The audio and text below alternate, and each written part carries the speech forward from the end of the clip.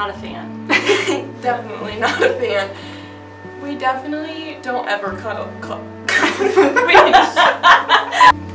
A lot of the times it's lesson plans. Sometimes it seems like it's a lot of busy work, but it's a lot of lesson plan and planning and learning about how students learn and how to best help them learn. Yeah, and we have a lot of observations that we leave campus for, a lot of times even in different towns, not even in Storm Lake. So we get in the classroom, which takes time. We have to fit that into our schedule on top of our regular class time, so that can be a challenge.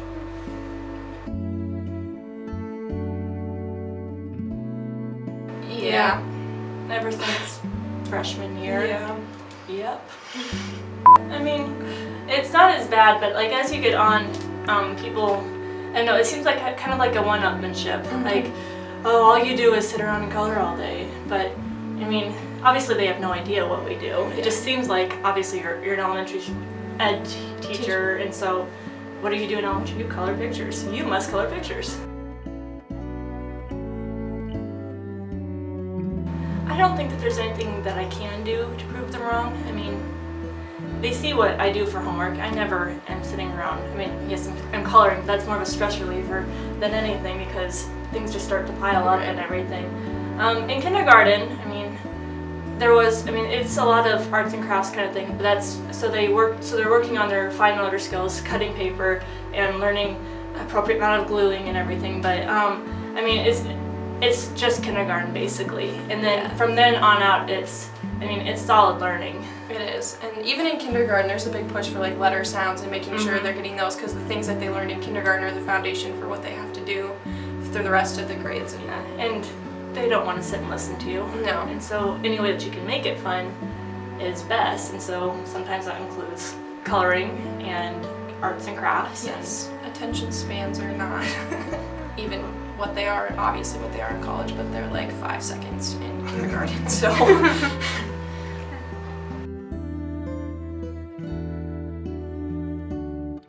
Well, I mean, it doesn't seem like we're necessarily important because I mean, we're with kids all day, but the kids are the future of America.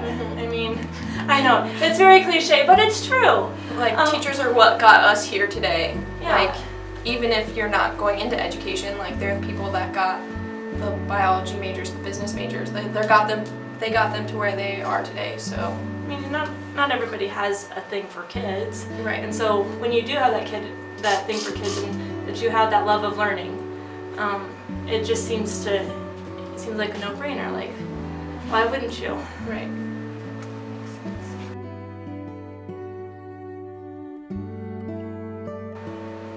I feel like I say it anyway. I mean, I know that they know that we don't color all day, but I mean, I usually start by listing off all of the homework that I have to do, because I mean there's a lot. Like, our lesson plans aren't simple. Like, they can be 10, 11 pages at times, and I mean it's no academic paper by any means. And I mean it's a varying degree. I mean, there's no way that I'd be a science major and I wouldn't survive there. I would survive as a business major, but then again, they wouldn't. I mean, they might be able to get by, but they wouldn't enjoy it. I mean, you have to enjoy what you're doing, and so I don't know. I feel I normally just laugh it off and kind of do what Kelsey does. It's like you have no idea what you're talking about. Like, you know that we aren't really coloring all day, and then you know that we actually. I mean, some majors do put in the time in their field of study, but like they don't, like during J-term we're required, at least one J-term placement is 80 hours long, so.